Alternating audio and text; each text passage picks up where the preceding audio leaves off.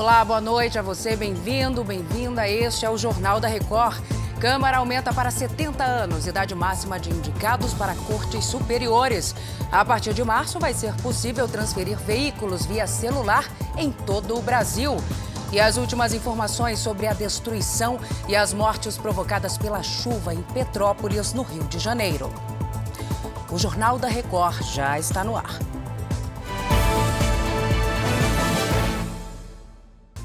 Oferecimento Bradesco. Pague do seu jeito.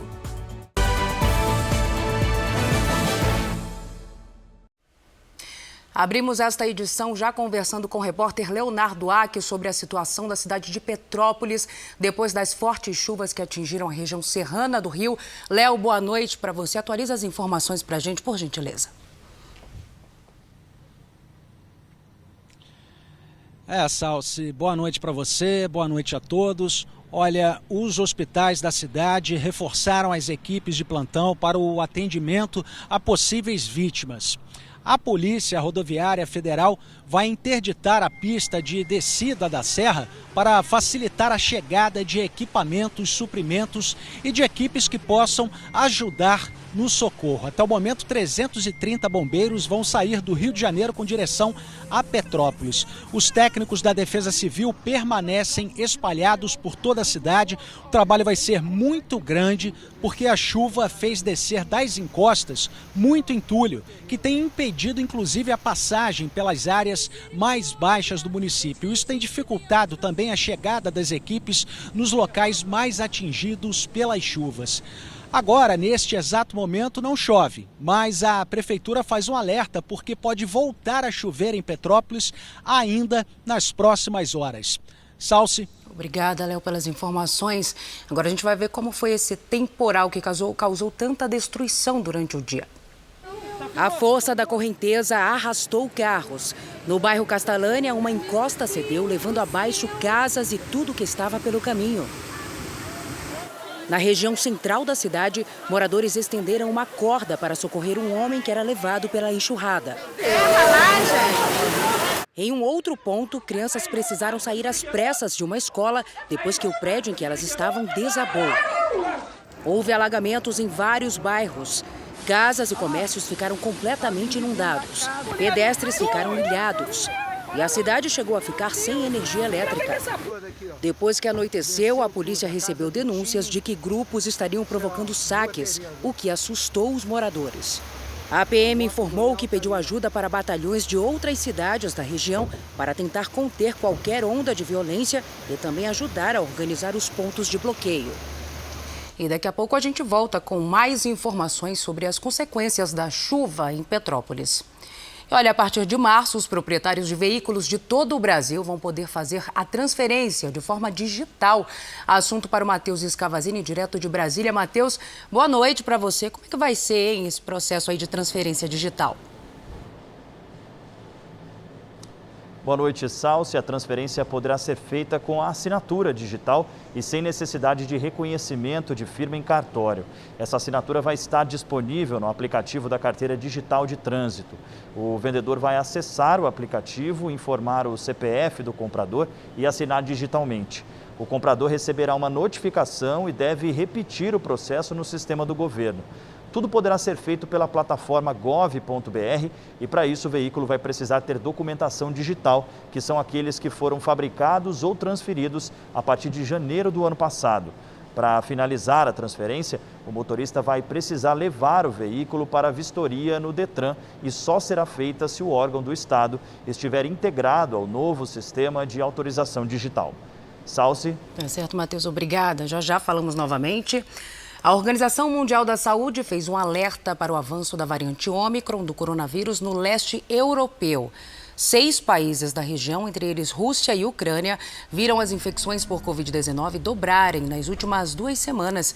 Ainda segundo a OMS, os índices de vacinação no leste europeu são os mais baixos do continente. Menos de 40% dos idosos estão totalmente imunizados em países como Bósnia e Bulgária. Aqui em São Paulo, a internação de pacientes graves com Covid diminuiu na rede municipal. A Giovana Rizardo tem os detalhes para a gente desse panorama aí de ocupação de leitos na capital paulista. Giovana, boa noite para você. Oi, Salsi, boa noite para você, boa noite a todos. A melhora foi expressiva nesta primeira metade de fevereiro no sistema de saúde municipal. Olha, hoje, de cada 10 leitos de UTI, 5 estão ocupados e no caso das enfermarias, o número é ainda menor, 40% da ocupação. Olha, o cenário de 1º de fevereiro era bem diferente, 71% dos leitos de UTI em atendimento na rede municipal e 66% das enfermarias. Olha, também são positivos os números da vacinação infantil na cidade. Mais de 70% das crianças de 5 a 11 anos tomaram a primeira dose da vacina contra a Covid. Foram mais de 750 mil doses aplicadas até aqui. Salsi, em todo o estado, são mais de 2.300.000 crianças já imunizadas contra a Covid, o que representa cerca de 60% da vacinação infantil aqui no estado de São Paulo, campanha de cerca de um mês. Salsi. Obrigada, Giovana, pelas atualizações. Agora a gente fala de uma pesquisa que mostrou que pessoas não vacinadas contra a Covid têm o dobro de chances de ter a forma prolongada da doença. O levantamento publicado nesta terça-feira revisou 15 estudos britânicos realizados até janeiro deste ano. A pesquisa concluiu que as pessoas que receberam as 2 doses eram menos propensas a desenvolver sintomas prolongados da Covid. Cerca de 2% tiveram a forma longa da doença no Reino Unido. A Associação de Navios de Cruzeiro prorrogou mais uma vez a suspensão das atividades nos portos brasileiros e a Fernanda Burger tem os detalhes para a gente direto do litoral de São Paulo. Oi, Fernanda. Boa noite, Salsi. Foi a 4ª prorrogação em menos de 2 meses. Desta vez, a suspensão das viagens de transatlânticos vale até o dia 4 de março. Caso não tenha mais um adiamento, a temporada segue de 4 de março até o fim de abril. As atividades foram suspensas em todos os portos brasileiros no fim do ano passado, por causa do avanço da Covid-19 e da confirmação de mais de 1.000 casos da doença a bordo dos cruzeiros. A Associação Brasileira de Navios de Cruzeiros afirma que o segmento é o único que faz testagem em todos os hóspedes antes do embarque e durante a viagem e espera retomar as atividades. A previsão inicial, antes da suspensão, era de que a temporada movimentasse quase 2 bilhões de reais. Salsi. Obrigada, Fernanda. Nos Estados Unidos, a taxa de hospitalização de adolescentes não vacinados contra a Covid-19 foi 6 vezes maior em comparação com os vacinados. Essa informação foi revelada em um estudo do Centro de Controle e Prevenção de Doenças durante o mês de dezembro. O órgão também analisou a taxa de internação de crianças menores de 5 anos, que ainda não podem receber o imunizante. Para esse grupo, as hospitalizações foram 4 vezes maior durante o pico da Ômicron do que o pico da Delta. Pela primeira vez, uma fabricante de armas vai indenizar familiares de vítimas de um tiroteio numa escola dos Estados Unidos. E quem tem os detalhes dessa história para a gente é o Vandrei Pereira. Vandrei, querido, boa noite para você. Olá, Salsi, muito boa noite. A empresa terá que pagar o equivalente a 375 milhões de reais a parentes das vítimas do massacre da escola infantil St. Hook, no estado de Connecticut. Em dezembro de 2012, 26 pessoas foram assassinadas por um homem que usava um fuzil da fabricante Remington Arms. No processo, os familiares encontraram uma maneira de contornar a proteção legal destinada aos fabricantes de armas. Eles alegaram que a comercialização do rifle da empresa contribuiu para o ataque na escola. Aqui no país, mais de 30 estados americanos permitem que cidadãos possam carregar armas em público sem licença ou treinamento. Salsi. Obrigada pelas informações. A polícia de Los Angeles, nos Estados Unidos, resgatou mais de 80 vítimas do tráfico de pessoas e exploração sexual. Entre esses resgatados estavam, olha só, 8 crianças. Autoridades anunciaram que prenderam mais de 500 pessoas envolvidas aí nesse esquema em todo o estado da Califórnia. Agora a gente volta a falar sobre a chuva em Petrópolis, agora com o Pedro Paulo Filho, que atualiza as informações para a gente. Pedro, boa noite para você. Até agora já são quantas mortes confirmadas? Oi, Salsi, uma boa noite para você e a todos. Nós falamos ao vivo aqui da cidade de Petrópolis, onde oficialmente o Corpo de Bombeiros confirma pelo menos 18 mortes em decorrência de alagamentos e também deslizamentos de terra. Mas o número pode ser ainda maior. Há informações de outras 3 pessoas que estariam soterradas e relatos de que a situação por aqui seriam ainda mais graves. Técnicos da Defesa Civil estão espalhados, tentando vistoriar todos os pontos aqui de Petrópolis, mas ainda há muita dificuldade de circulação. O problema é que boa parte do município foi atingida pelas chuvas fortes e os acessos a muitos bairros ficaram interditados. Há poucas horas, depois da chuva mais forte, é que as equipes têm conseguido chegar a locais onde a água já voltou ao nível normal. Foram registradas 95 ocorrências em todo o município. 80 delas foram deslizamentos de terra e as sirenes de alerta foram tocadas em todas as áreas de risco. De acordo com a Defesa Civil Municipal, em 6 horas choveu mais do que era esperado para todo o mês de fevereiro. E agora à noite, a Prefeitura de Petrópolis decretou o estado de calamidade pública. Esse é um dos principais acessos ao centro da cidade. A água chegou na altura da cintura de quem passava por aqui. Agora é contabilizar os prejuízos. Salsi. As imagens são assustadoras. Pedro, obrigada. Qualquer novidade, você volta aqui com a gente no JR 24 horas. E olha, em 2011, um temporal atingiu Petrópolis e mudou para sempre a história da cidade. 918 pessoas morreram, mais de 100 estão até hoje desaparecidas. Bastaram 4 horas de chuva para provocar uma destruição nunca vista na cidade. Rios transbordaram, carros foram arrastados. A terra desceu das encostas que ficam ao redor da cidade e levou casas e prédios. Rua Tereza. Petrópolis é o maior município da região serrana. É comum que casas sejam construídas no fundo de um vale e também nas encostas. Com a força das águas, as construções vão abaixo. Cerca de 30 mil pessoas ficaram desabrigadas na época.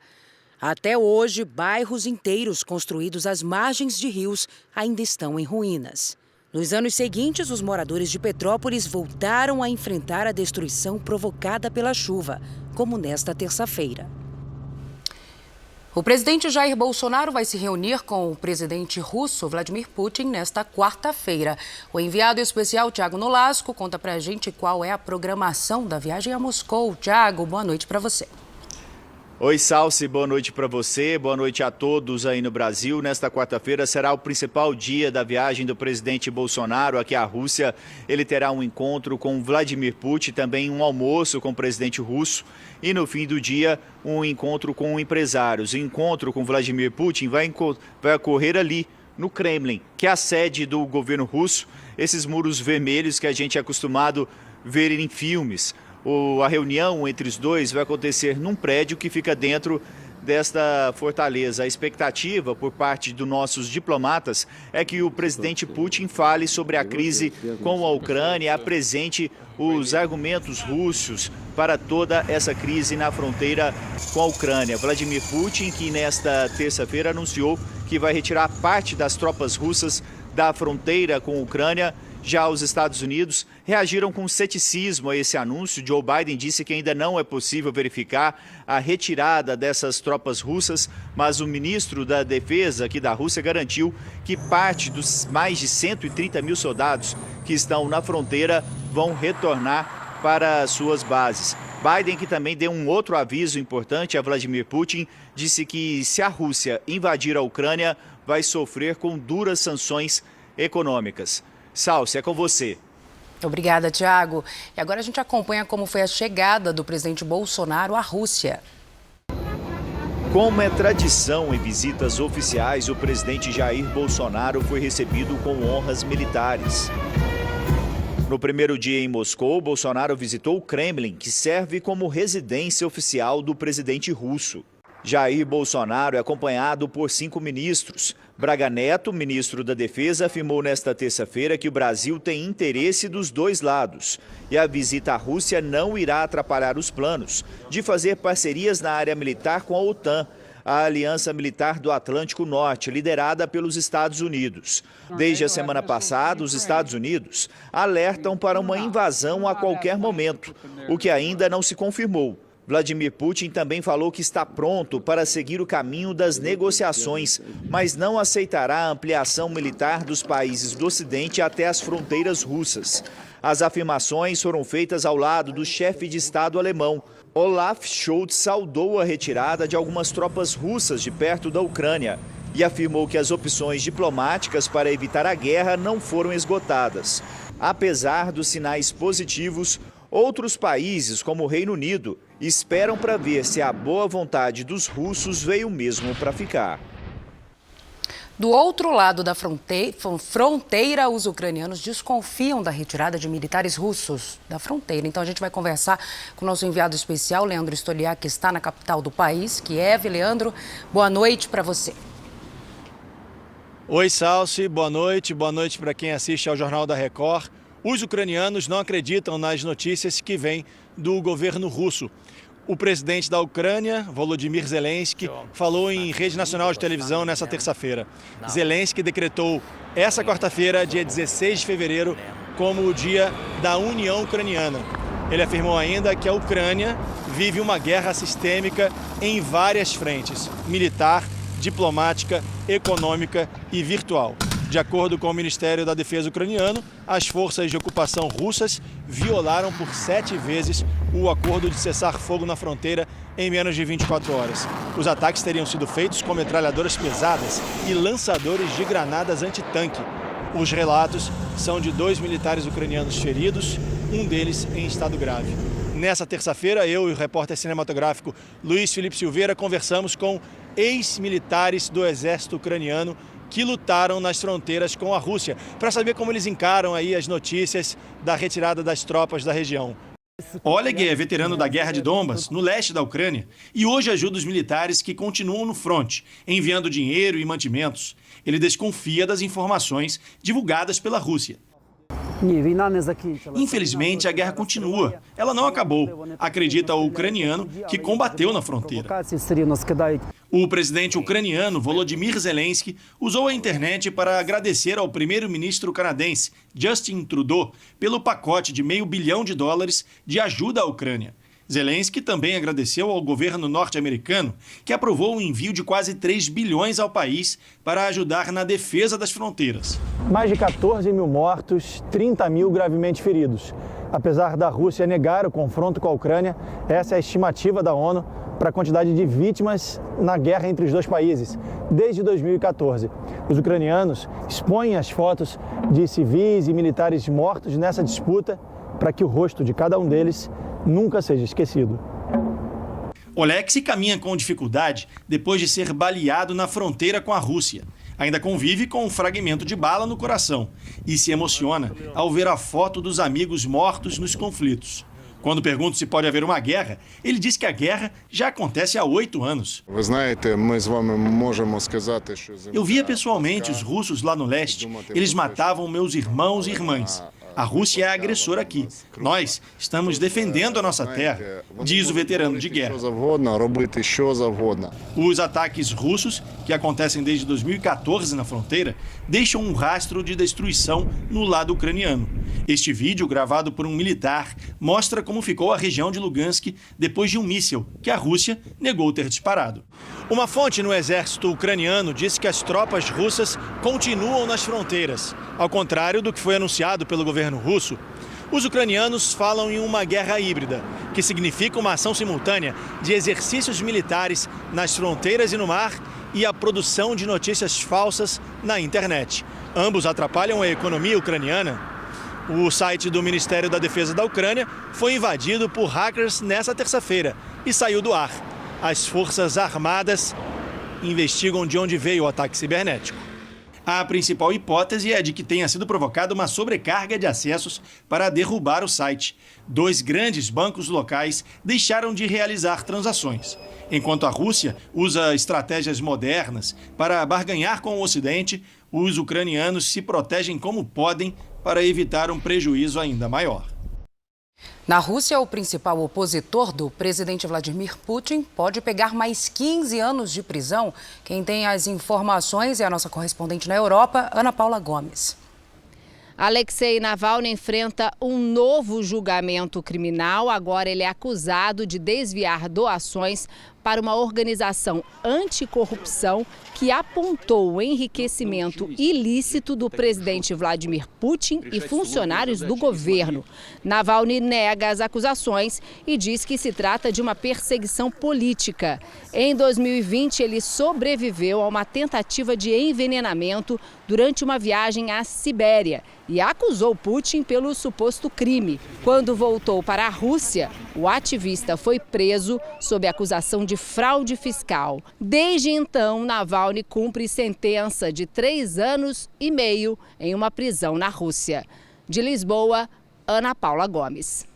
Na Colômbia, o deslocamento interno da população motivado pela violência aumentou no ano passado. O número subiu 181% em comparação com 2020. No total, foram cerca de 73 mil pessoas obrigadas a fugir do território de origem. Segundo um relatório da ONU, as principais causas são as ações de grupos guerrilheiros. Ao longo de 6 décadas, 8 milhões de pessoas foram forçadas a deixar as casas na Colômbia. Há 6 meses, o Talibã retomava o poder no Afeganistão. De lá para cá, a economia do país entrou em colapso nas mãos do grupo terrorista. Os moradores da capital estão preocupados com o futuro. O dia a dia em Cabul, a capital do Afeganistão, passou por uma transformação drástica. O país agora enfrenta uma crise humanitária com milhões de pessoas passando fome. Com os fundos do Banco Central congelados desde agosto, quando o Talibã retomou o poder, a economia definha. Como muitos moradores de Cabul, este homem diz que é impossível encontrar emprego. Antes dos últimos 6 meses, as pessoas tinham empregos e a situação de trabalho era muito boa. Mas agora a pobreza e a fome aumentaram, afirma. Os afegãos que não fugiram com os americanos têm que lidar com o país destruído. O Afeganistão é um país com um futuro econômico incerto, sem liberdade e direitos para os cidadãos. Embora o Talibã pareça ser menos rígido do que da última vez que esteve no poder há 20 anos, o próprio grupo admitiu que ainda governa sob os princípios da Sharia, que transforma conceitos da religião islâmica em regras políticas e sociais extremas. Os Estados Unidos confiscaram o equivalente a 36 bilhões de reais do Banco Central afegão que estavam depositados em contas de bancos americanos. Agora, Washington considera devolver metade do valor. O restante seria usado em ações judiciais relacionadas ao terrorismo.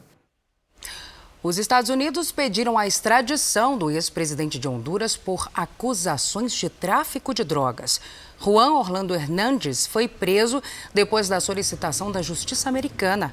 Ele é acusado de envolvimento com o narcotráfico, inclusive facilitando o uso de militares na proteção de narcotraficantes.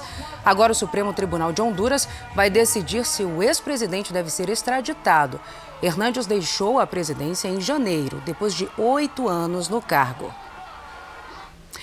Uma das maiores cidades de Goiás acabou com a obrigatoriedade do uso de máscaras em locais abertos. Estamos falando de Anápolis, a 55 quilômetros de Goiânia. Mônica Novaes tem os detalhes agora pra gente. Oi, Mônica.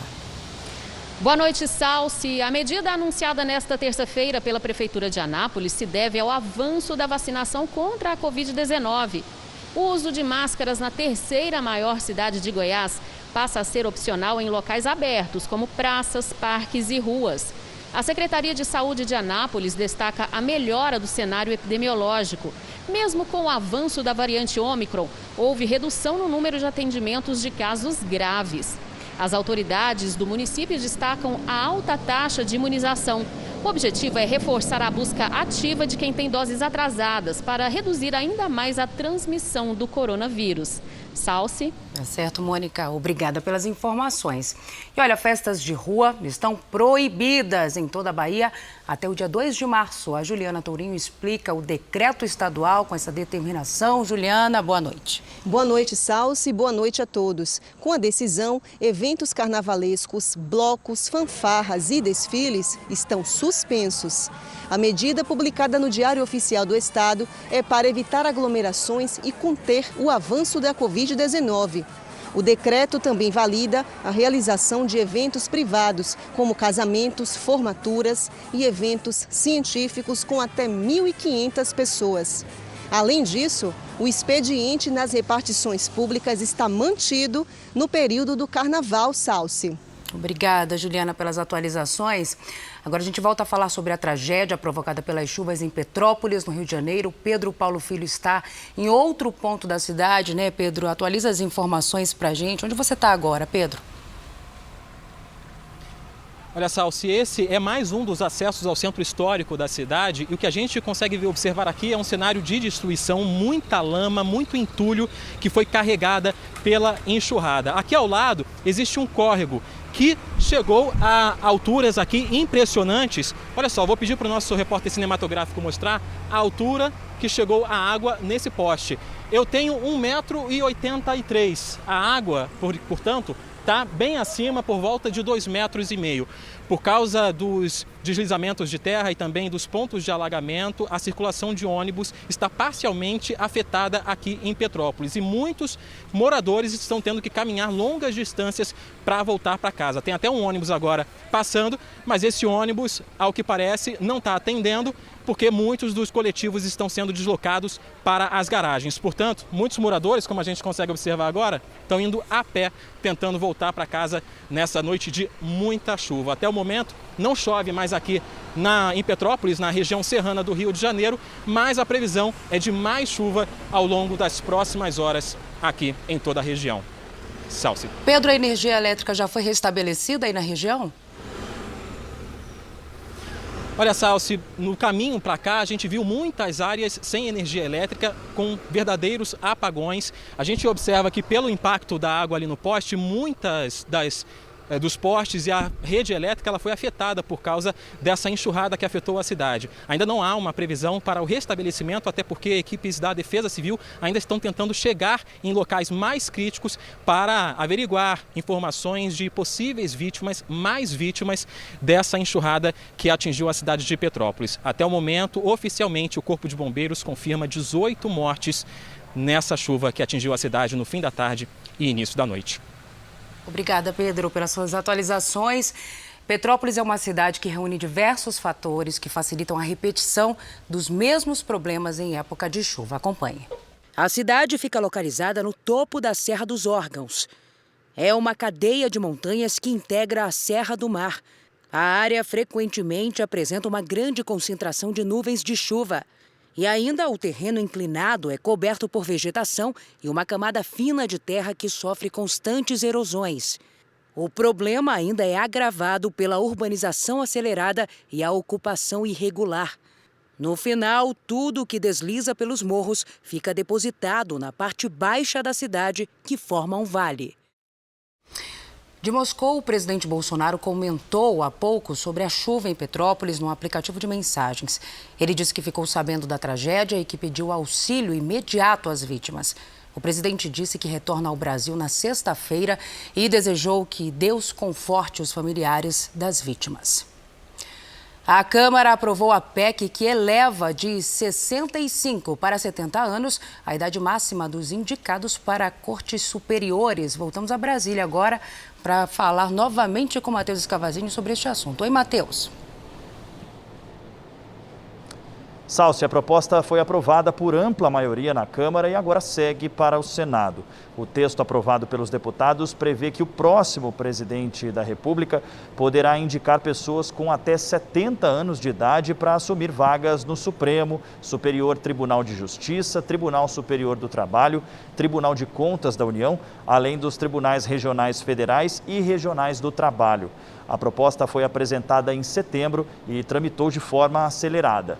De acordo com o presidente da Casa, Arthur Lira, a elevação da aposentadoria obrigatória no serviço público para 75 anos, sem alteração da idade limite para indicação, gerou um vão de 10 anos. Já a idade mínima para ser indicado a tribunais superiores é de 35 anos. Salce. Obrigada, Matheus. Boa noite para você. O ministro Alexandre de Moraes, do Supremo Tribunal Federal, revogou a prisão domiciliar do caminhoneiro Zé Trovão. A liberdade foi concedida com restrições e com a obrigação do uso de tornozeleira eletrônica.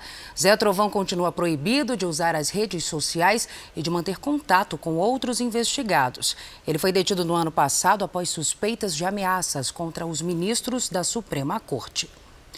O tenista sérvio Novak Djokovic disse que prefere perder títulos do que se vacinar contra a Covid-19.